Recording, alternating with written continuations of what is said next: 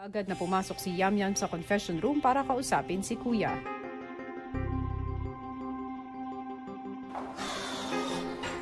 Bakit ka nandito? Nandito po ako ngayon po, Kuya, kasi may gusto po akong hamuning isang housemates po, Kuya.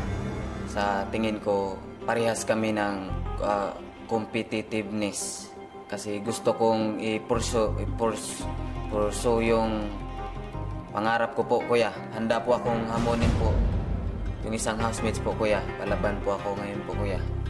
Kung si Yamyam buo ang loob na hamunin ng isa sa mga housemates, sa labas naman ng confession room,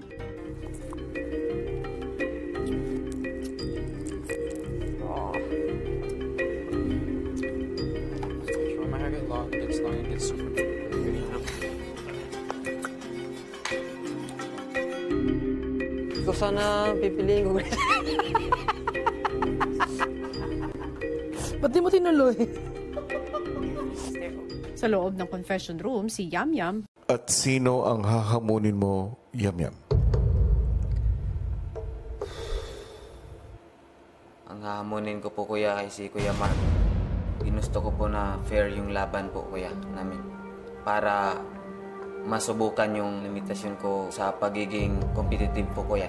Handa na po ako, Kuya. Gusto ko na pong manghamon ng isang housemates po, Kuya. Sigurado na po ako. Sige, Yamyam. Makalabas ka na. Gawin mo na ito.